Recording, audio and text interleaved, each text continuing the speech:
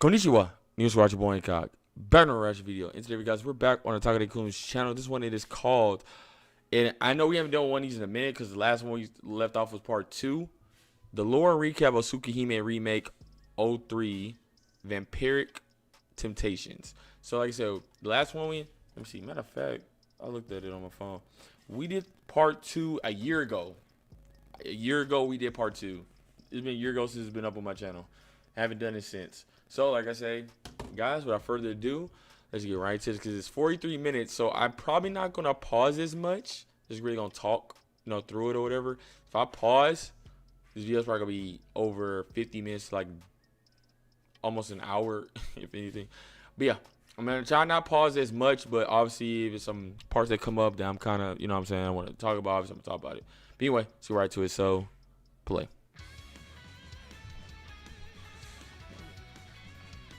It's gonna be a big, enormous video right here.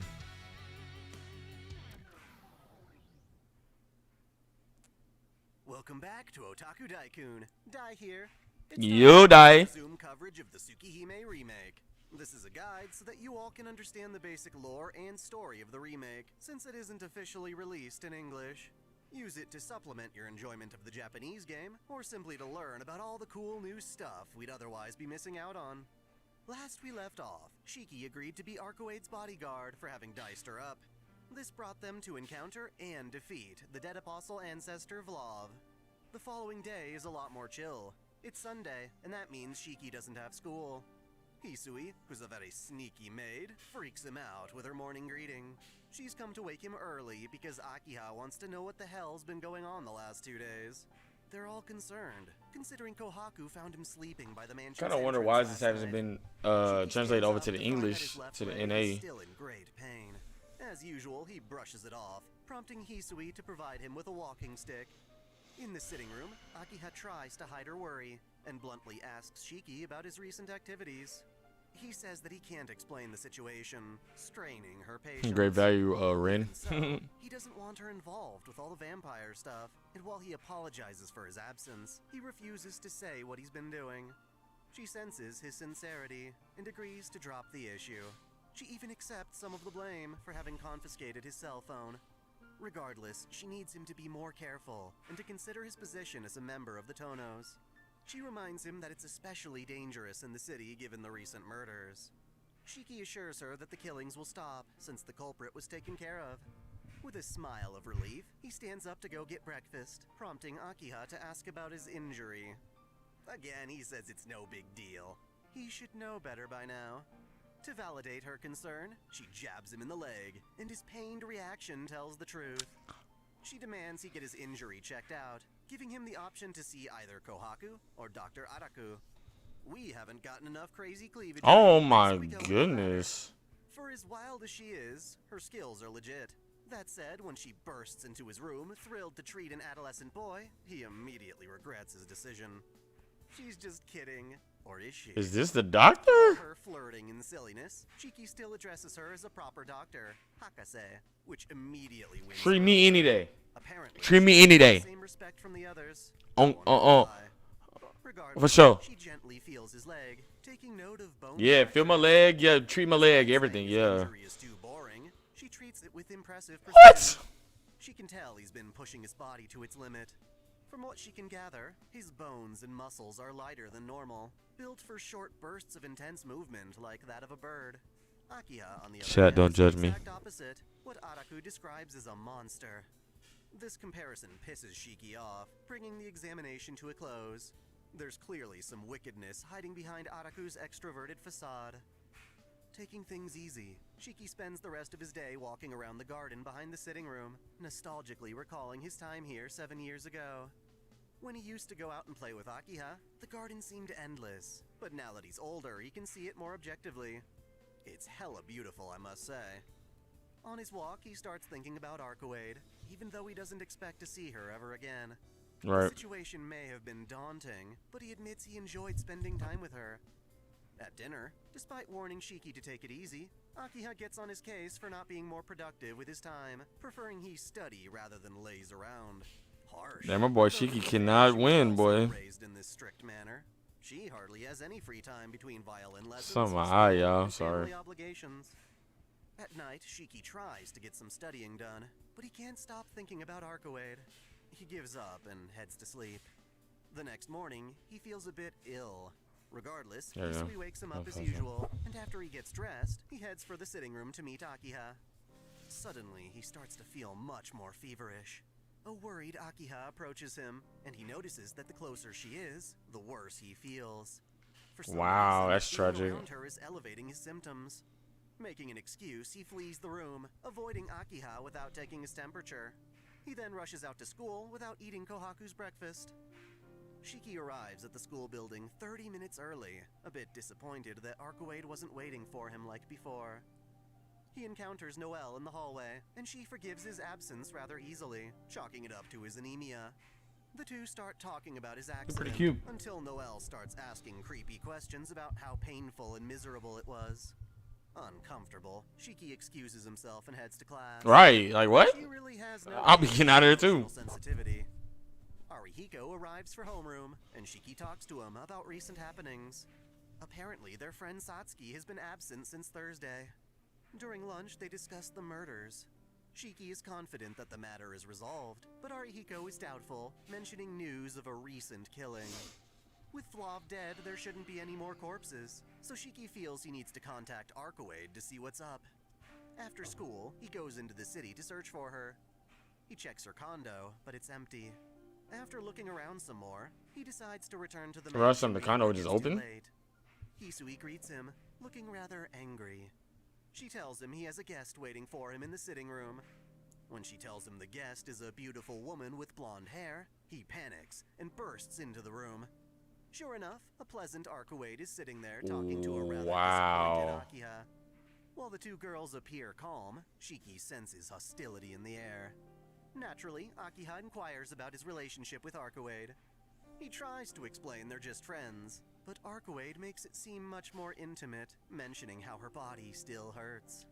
The misleading discourse nearly paralyzes Akiha's spirit, stressing Shiki I'm out. dead.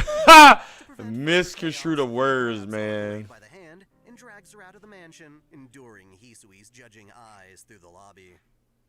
Outside, Shiki berates Arcueid for showing up unannounced, calling her an idiot. The two of them argue until she asks why he's so angry about her coming to see him. He tells her that she stands out too much, causing a commotion. Even though she looks like a human, she's so pretty that she grabs unwanted attention. Yeah? Still, understanding he's been too harsh, Shiki It'd be like that. apologizes. The two agree to meet more discreetly. Bro, from she now looks just on. like Saber, bro. They continue their Just conversation red in the eyes. park, where he demands an explanation for why the vampire killings are still occurring. She clarifies that it wasn't her doing, that it's still the work of other vampires. Shiki's mistaken in thinking that Vlav was the vampire Arcueid came to hunt. Turns out, he was a separate matter. So is Arcueid the waifu of this Settled, whole she thing? asks him why he only had 3 minutes to kill Vlav after entering the blizzard. She doesn't seem to understand just how fragile humans are, and when he asserts that vampires and humans shouldn't be compared like that, it upsets her, as if saying vampires shouldn't associate with humans, and so she storms off in a fit. He apologizes, but she stubbornly ignores him. Regardless, he follows her as she investigates the city. They come to an underpass, where Arcueid declares she's found her target. She tells Shiki to remove his glasses and look at what seems like an ordinary businessman. His unfiltered eyes notice that the man is covered in way more lines than other humans. Rather than a person, it looks like lines taking on a human shape. This is one way to verify that the businessman is one of the dead, a familiar of the vampire still lurking in the city. As Wow. Arcueid goes into the darkness to fight it, Shiki struggles to put his glasses back on, as if he's compelled to keep staring at the world's death lines. By the time he does get them on, Arcueid is returned, still injured from the fight with Vlav. Despite her rejection, he continues to worry about her well-being, insisting she rest. They're both pretty stubborn in that regard. I'm about to say that because ain't he doing the same thing? He hurt, but didn't want to, you know. She's ready to answer all his questions about what just went down. Arcueid's been searching the city for the head vampire's coffin. That's Instead, a he's finding that's a more of name. The dead. Arcueid. That's Her target is a being nice name. cautious. That's a Pretty Shiki name. asks why she would side with humans and hunt the bad vampires, to which she asserts she's not doing it for humans. Rather, she does it for herself. This vampire should be weaker than Vlav was, but she's not in top form either. Thus, while she's confident she can tackle this vampire on her own, Shiki still feels uploaded my responsible. last video. He can't leave her alone, so he angrily swallows his fears and declares he 3 wants days to ago? keep Okay, helping better her. bet. She makes So I'm him trying say to it do like at least twice, 2-3 and is weeks. so So delighted by his proposal that she rushes in and grabs his hand. Under the glistening moonlight. hey, can I get a hug? Like you talking about grabbing my hand? Can I get a hug, though? Like, Plan is to continue you know, hunting the like. dead. Without any familiars to gather blood, the head vampire is sure to make an appearance even if they can't find its lair. Shiki's eyes are especially good at differentiating the dead from normal humans, so Arcueid wants him to patrol with his glasses off. While it puts a lot of pressure on his body, he agrees, reasoning that it can't possibly be more painful than what she's going through. They investigate the city for 2 hours before returning to the park. Compassion Arcueid is confident that times. they've done enough searching for one night. Any more would strain Shiki too much. His eyes are a dangerous ability. If he tries too hard to see things that are too faint, it can kill him. The lines Wow. of organic creatures are Bro, I didn't know that about compared to, Shiki's say, ability. minerals. They can His kill him? eyes have the potential to see them, but if he focuses too much, his brain pays the price. Oh, okay. Brings That makes the sense. I root, got you. I the got you. metaphysical Strain source of on the all brain. existence, recording history without reason or bias. It can be said that the lines Shiki sees are the connections things have with the root, their beginning and ending. Since he's just a mortal human, not even a mage, such visions can be too much for him to handle. While it's already 11 at night, Shiki wants to wait out his headache by talking more with Arcueid. She's always ready for more conversation, considering she rarely has the chance. Using this opportunity, she explains more about vampire society.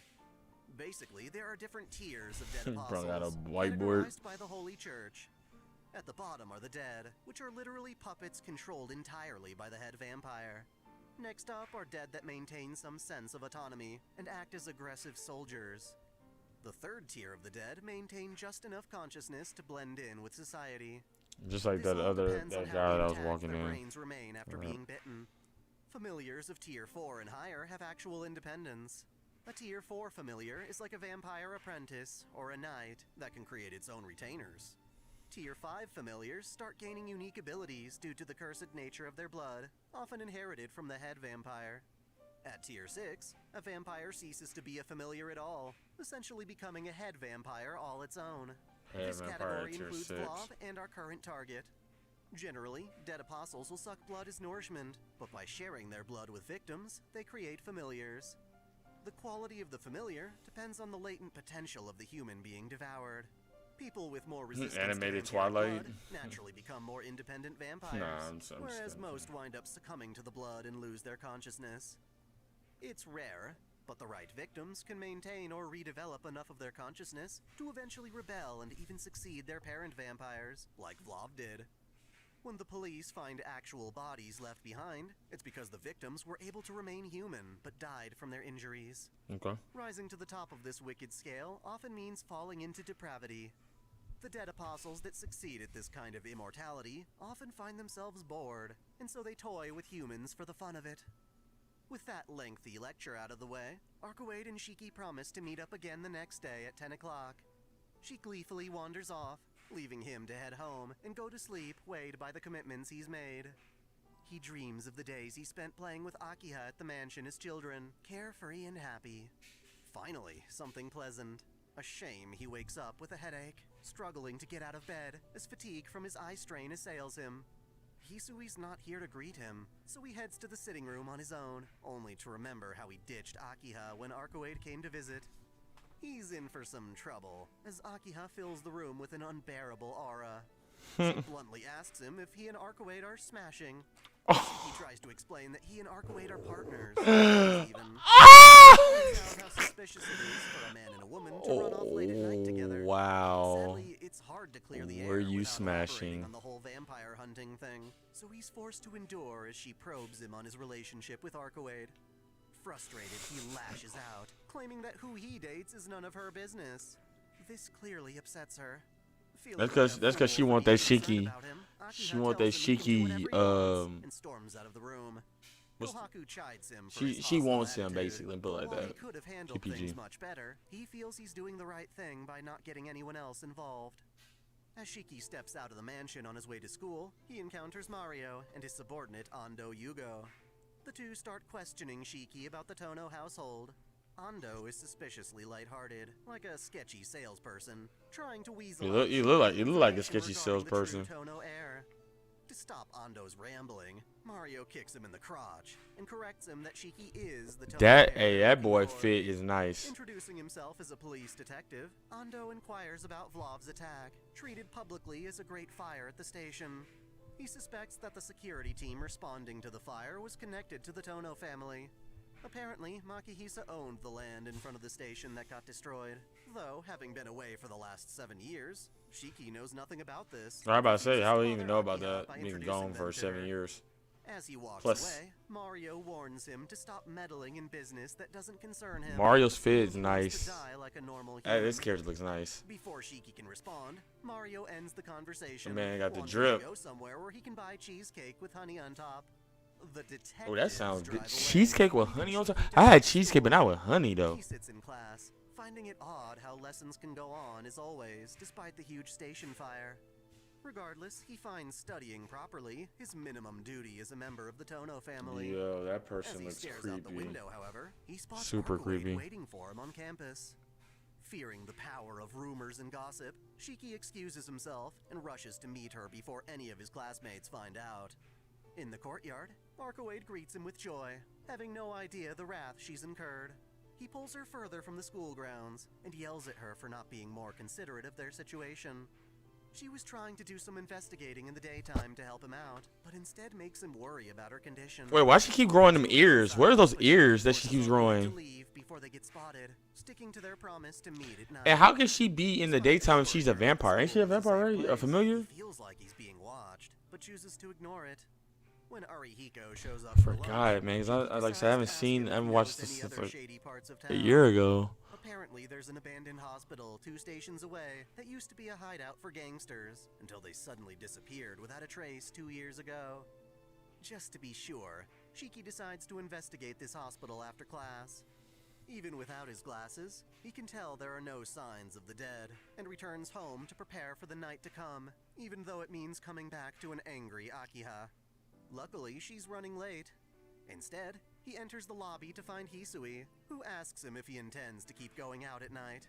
He answers honestly that even though it'll make Akiha angry, he has work that needs to be done at night and isn't just causing mischief. Like a total bro, Hisui offers to keep his outings a secret and hands him a new key card that will get him through the main gate. See, I like her. I knew I like her. She keep that secret. You know what I'm saying? Hopes he's careful and doesn't get hurt. Right. Not like that's a promise he can make. Exactly. Oh well. A lot of stuff he does, nah, you can't keep that. Shiki makes his way to the park. For once, Arcueid is unreasonably pissed at him for having arrived 10 minutes late. She's lonely because she's been waiting since 7, even though they agreed to meet 3 hours later. She knows it's strange, but was nonetheless excited to wait for him, claiming that ever since he killed her, she's been feeling differently. To appease Arcueid, he promises not to be late anymore so that she won't have to come pick him up at the mansion. She admits he's kind for wanting to keep his sister away from danger, to which he responds that he's usually nice to everyone. Well, except Arcueid. Ironically, this makes her happy, because in at least one regard, she's special to him. I swear, this vampire is cuddle-worthy. Man, I'm Investigation, she already has die. some I'm trying to destinations say, in mind, bruh. So he follows her lead.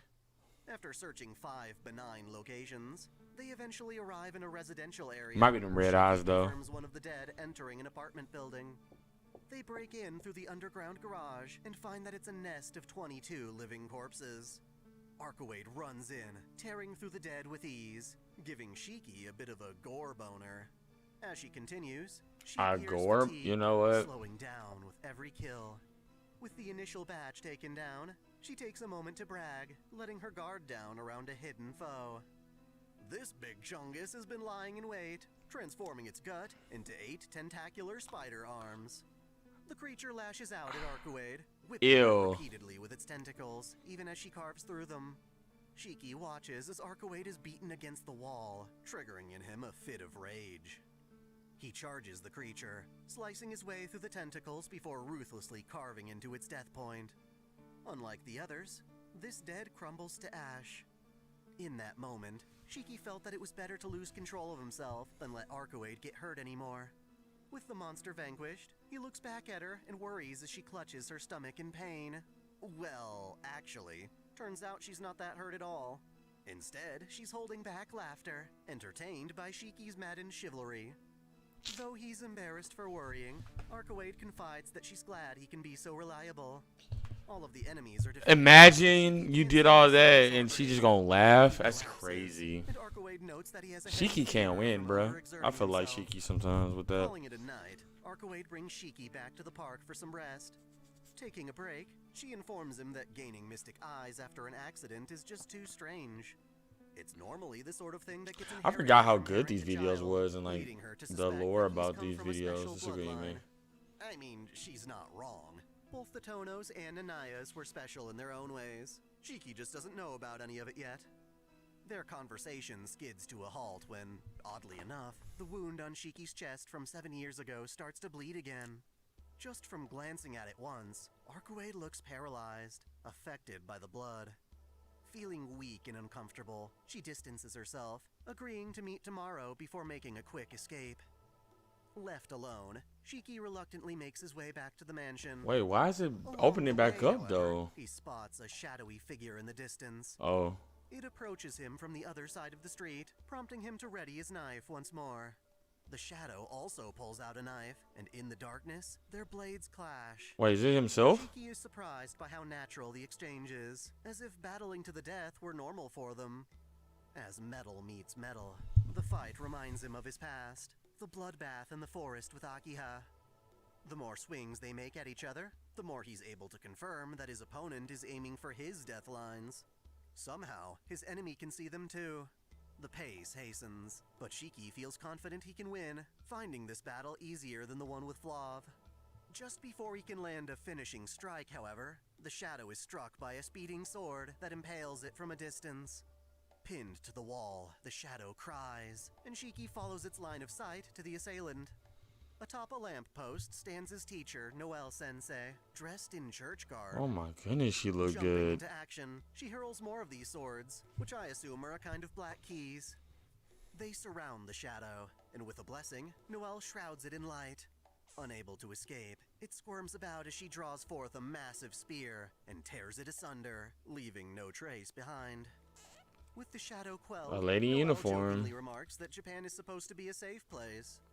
Despite what just went down, she retains a murderous aura behind her eerie smile. Shiki looks at her as an enemy, but worries about her long weapon. When she swings for his head, he ducks underneath the lance, but hesitates during his counterattack. Noel takes this moment to pull out a technique from judo, reversing his momentum, sending him crashing to the ground. Psyching herself up since it actually worked, she pins him to the ground by stepping on his chest. She vents her hostility while checking him for bite marks. When it's clear he's not a vampire, she lets him up and hands him his glasses. In her usual flirtatious manner, she teases him for being out late. Considering Shiki doesn't ask about the vampire stuff, Shiki, Noel bruh, assumes got he knows what all he's of the into, females. informing him about the Dang, church, bruh. proclaiming to be a lovely exorcist of justice. She clarifies that the shadow Boy she got just the destroyed was sauce. specifically targeting him. She figured it out by watching him since he left the mansion. He's been working with Arcueid after all, someone Noel refers to as a monster. From her observation, Shiki is following Arcueid of his own volition without having his blood sucked, which she finds odd. Unwilling to accept their mutual partnership, Noel fuels doubt by mentioning the head vampire in the city has been hiding there for a few years now, whereas Arcueid only just arrived recently.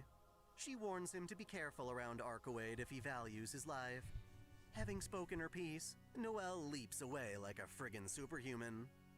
Contemplating all that just happened, Shiki tries to make his way back to the mansion, but winds up being too exhausted to make it inside. Instead, he begins to fall asleep by the main gate, catching a glimpse of a black leopard as his eyes shut. In his dream, That's Shiki creepy. recalls memories that Makihisa had him forget. It's the forest incident again. He recalls that, amidst the blood and the loud cicadas, he killed a boy, but was forced to repress the memory. He wakes up the next morning in his bed. It's obvious Kohaku brought him in. Ruminating on the previous night, he lingers on Arcueid's distressed face before they parted ways. Without Hisui to greet him, Shiki tries to get up, only to fall straight to the floor. His body is numb, lacking the strength to even stand, so he waits on the ground until Hisui comes to check up on him. She feels awful for not being there, and even as she arrives, she can't bring herself to touch him. Kohaku is the one to bring him to his bed. During my playthrough, this was the first time Hisui's fear of touching men was ever mentioned. Anyway. Oh, that's right. I forgot about that. Yeah, I forgot about that. That's right. Absence from school. He's got to stay in bed and rest. More importantly, he requires medical attention. And who better to do it than our eccentric Dr. Araku? She's a sadist, disappointed by Shiki's light injuries. Apparently, she gets off on trauma and the pursuit of knowledge. Again, she does a proper exam. Yes, examine me. Fatigue. Before leaving, Araku becomes Baby Goyle looking good, boy. She gets a kick out of inspecting his shirtless body and remarks how an injury causing a scar like his would be enough to kill even a monster. With that, she leaves him to rest. Time passes peacefully until the afternoon. Feeling a bit better, Shiki decides to take a walk around the mansion. Out in the yard, he finds name carvings that he and Akiha made while playing as kids. For some reason, the name Shiki has been carved more often than Akiha. Confusingly, one of these carvings was placed on the ceiling of a gazebo, much higher than where a child could reach. In a hidden spot, he reads the text, "Watch out for your big brother." Before he can think too much about it, he notices Hisui in the garden and watches as she walks into the surrounding forest. Following behind, Shiki finds a building he doesn't remember. Wandering deeper, he comes to the forest clearing, the same one from his haunting memory. Yeah, that's the one where he started. The memory. Yeah. His chest wound reopens, bleeding out onto his hands. His consciousness wanes, and he collapses in the clearing. He wakes up in his room to the sound of Akiha berating Hisui for letting him find the clearing. She says there's no point calling for a doctor. So the since his clearing, wounds aren't normal. the clearing just Hisui had a duty to activated keep him away from there. his wound. Even Dang. accuses Hisui of leading him to the forest intentionally. Akiha is about to slap Hisui when Shiki tells her to wait. He defends Hisui by taking the blame for himself. Apparently, he's been asleep. She's for really the cute last though. 10 Just like hours. like I say, like Worried Reve about Rin. his appointment with Arcueid, he tries to get up out of bed, only for Akiha to beg him to stay. She promises not to inquire more about his nightly activities, so long as he takes this one night to rest. Unable to say no to her after showing such concern, he complies, getting back under the covers. The siblings talk about the garden where they used to play. He asks if there was a third child in their group back then, to which she feigns ignorance. She wishes Yeah, him it's a her good sister. night, It's her but sister, not right? long before he's That back to died? sleep. Feeling A much twin or better, whatever? Shiki wakes up to a pleasant surprise. Arcueid in his face, leaning over him on the bed. After being stood up last night, she's here to see what's up.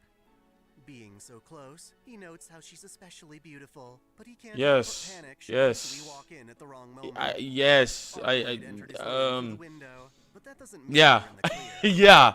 Obviously, Yeah. she's angry about waiting around all night. Blind, Only to find red him peacefully eyes, asleep at home. it's dangerous She combo. tries to describe her frustration, but it's something she's never really felt before.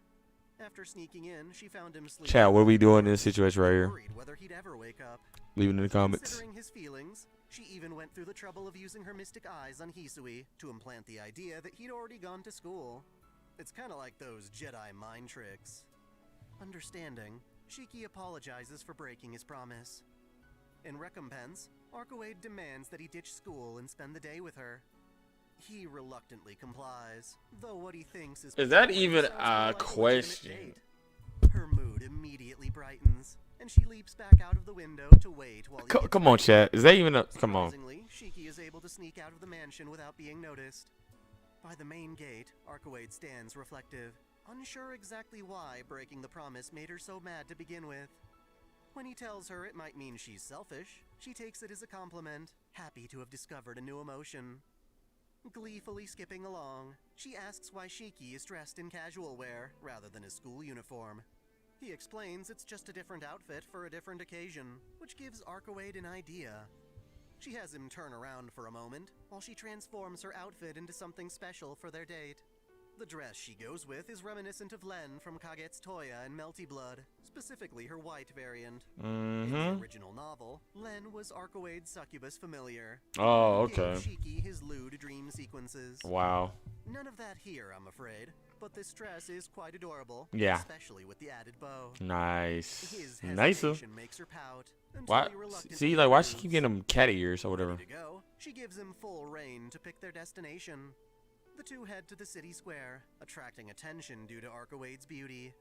For some privacy, Shiki decides they should go see a movie together. At first, she isn't very excited about the prospect, but goes along anyway. From some limited options, he picks a French romance film. They have 10 minutes to kill before the screening, so she suggests a game of Shiritori after seeing another couple having fun playing it. Being a spoilsport, he adamantly rejects the idea before entering the theater. The film winds up being pretty generic, and he's worried it was too boring for her. On the contrary, though, she had a ton of fun.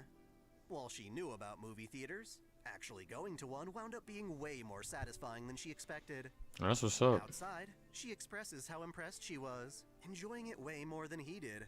He expands her horizons by criticizing that the movie they just saw wasn't even that great. Damn, dude, just let the girl have fun for once. The two head to a food court. Shiki, we gotta talk, baby, because you're messing up. You're messing up, baby. While eating, they converse about how Arcueid sleeps. That bastard Robin Besser ribbons. Vampire hunts. As such, she usually reads magazines and newspapers to learn a bit about the modern age, even if the hunt itself is over quickly. So she'll know about certain things, but as we saw with the cinema, knowing of something and actually experiencing it can be entirely different. Despite eating junk food, he notes how elegantly she approaches the task, embarrassing her. He negs her about her chewing, and how it doesn't suit his image Ain't of she her. looking at white? Dick. Hey, yo, about that is vampire food. funny. She remarks that while she can have an appetite for human food, she never actually needs to eat because she obtains energy in different ways. As a true ancestor, her immortality isn't dependent on her consuming blood. Thus, she eats food for the enjoyment of it, not because she has to for survival. While blood is supposed to be the ultimate food for vampires, she avoids it, not even remembering its taste. She doesn't want to drink it because she has similar intelligence and values to humans. Obviously, it's this perspective that lets her and Shiki be allies. On that note, Everything is making sense now. To their enemy and what sort of vampire it is. She says she has very little information to go on, not knowing if their target is a man, woman, or even a child. All she knows is that she can sense it. The vampire named Michael Roa Valdemyong, someone who was once human before becoming a dead apostle. They clearly have a history together, given Arcueid's tension bringing him up. To wrap up their date, Arcueid asserts that she wants to see Shiki's school. Since club activities have been temporarily cancelled, the campus should be vacant. After some prodding, she convinces him to sneak her into It's never a the good thing building when you proper. at the school late at night, though, in He anime, though. escorts her to his classroom. There, she talks to him about what it's like to be a Or a student. video game, wherever it's gonna She be. wonders what good there is in acquiring knowledge that you may never use, especially given a human's short lifespan. I say the same thing. Why you just don't learn what you need to learn? To life's superfluous experiences. Arcueid, however, has none of these experiences. A lot of that stuff is She unnecessary. wakes up, kills vampires, then goes back to sleep. A day like today, full of leisure, is brand new to her, and she finds it odd to want such a thing. She doesn't realize it consciously, but it's obvious that by being with Shiki, she is learning to appreciate life, and of course love. When she says she's broken, he assures her that she's just behaving like a normal girl with passion and desire. Being a bit selfish and frivolous now and again is a sign of humanity, and he's relieved she's found such things. Even someone like Shiki, whose health could plummet at any moment, is able to find fulfillment in his daily life. If anything, his accident helped him appreciate life. Which makes sense, because having a short of life, don't know when can end. You look at life different. Without having to go back to sleep, they can hang out just like they did today. When the sun sets, Shiki suggests they start their hunt early. Playfully, Arcueid races back to the park, with Shiki exhaustedly following from behind. Even so, she wants to start at the regular time to make up for his broken promise. That leaves them with spare time, perfect for him to fill her in on Noel and the shadow from the other night. With all the passing out, it slipped his mind. Despite showing up alone, Arcueid suspects that Noel is working with a partner. Shiki wonders if they could all cooperate, since they all want to take down the same vampire, but Arcueid absolutely refuses to work with the church. Right. He accepts her answer without question, but is curious about the church's involvement. She explains that while the church has normal exorcists, there's also a specialized unit called the Burial Agency, filled with the best hunters. They're more ruthless, and won't hesitate to resort to tactics that might harm innocent people.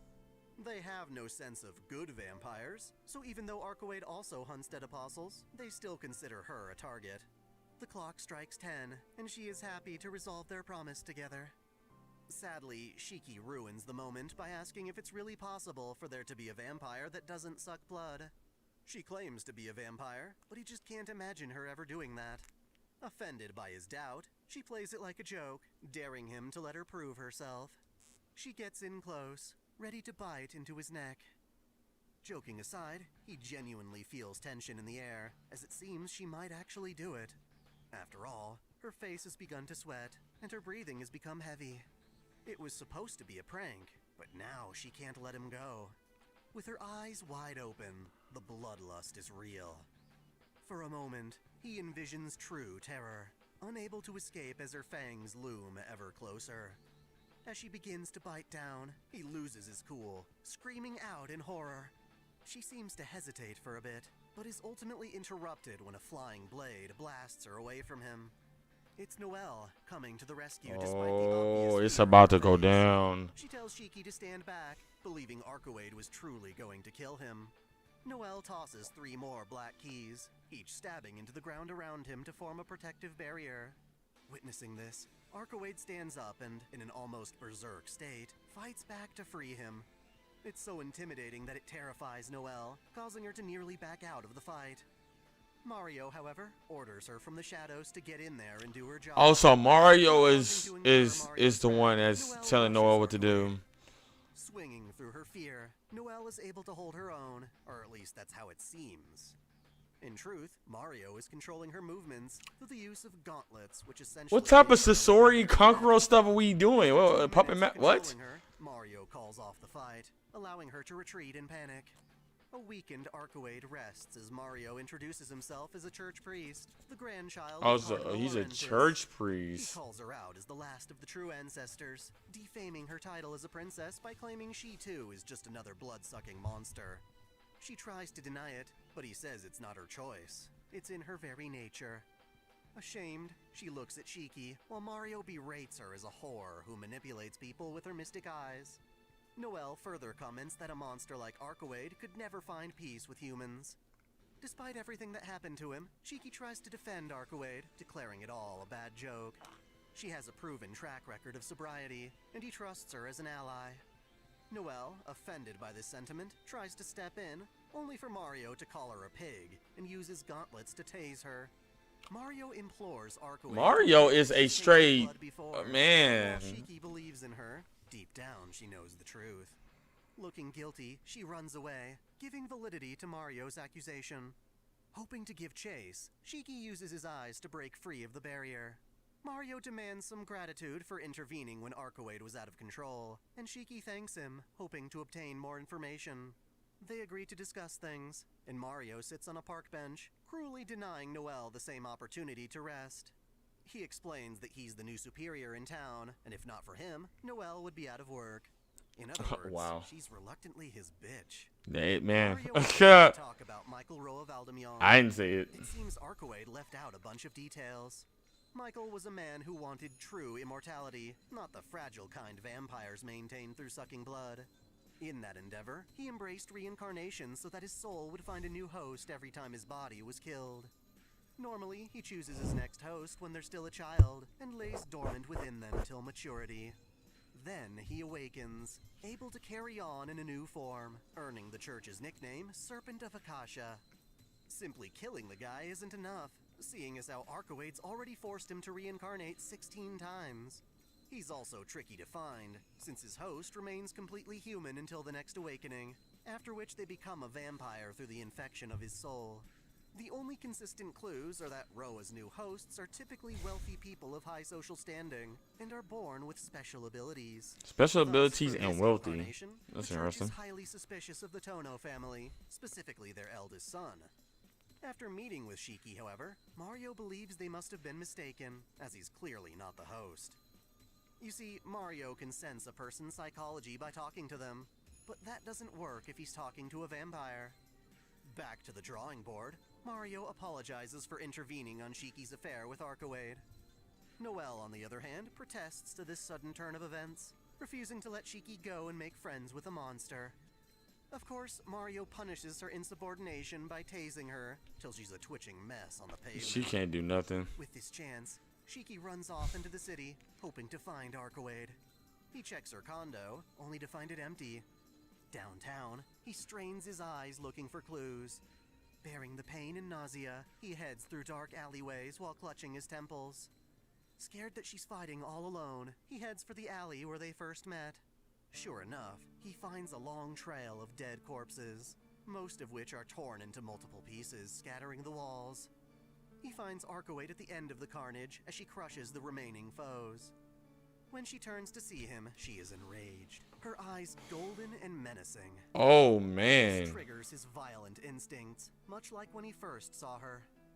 His blood boils, and he loses all sense of reason. Even though Arcueid calms down, it's too late for Shiki.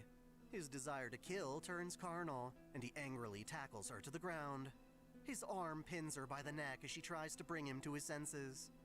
Entranced by her figure, his libido roars, desperate to claim her in the blood-soaked alley. He fights her attempts at resistance, becoming more and more aggressive with her body. As he looks at her crying face, however, he begins to push past finding it pleasuring. He realizes what he truly wants to do is prevent her from crying, not cause it. Images of the woman he cherishes flood his mind, subduing his madness.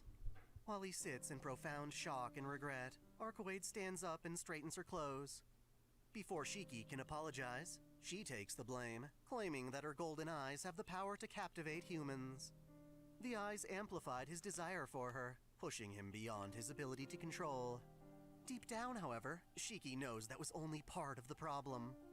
Even so, Arcueid feels guilty for her bloodlust at the park, leaving both of them in a terrible state. She tells him they should both forget this ever happened, and says goodbye, declaring they shouldn't see each other anymore. Leaving him no time to respond, she leaps up and out of the alley. Shiki stares up at the bright moon above, drowning in his tragic regret. Again, holy crap, that was a dense section. Man. Making these videos takes the bulk of all my time, often occupying my entire day from start to finish. If you really want me to keep up with these, definitely comment, like, and share this. Definitely. The sharing part is especially helpful. Like I said, guys, you guys want me to continue to react to other ones of these? Let me know. Next up, I intend to finish Arcueid's route, which only has one ending this time around. Thanks for watching. Alright, man, so that's it right there. The lore and recap of Tsukihime Remake 03 Vampiric Temptations. Dang, that's sad. That's sad. Arcueid and them just end off on like sour notes like that. That's crazy. That's super wild. Well, I mean, what do you guys think, man? What do you guys think? Like I say, man, like, share, subscribe on the video. I didn't pause or nothing. Reacted through it. That's dang, that ending of this section. That's bad. I don't know what to say.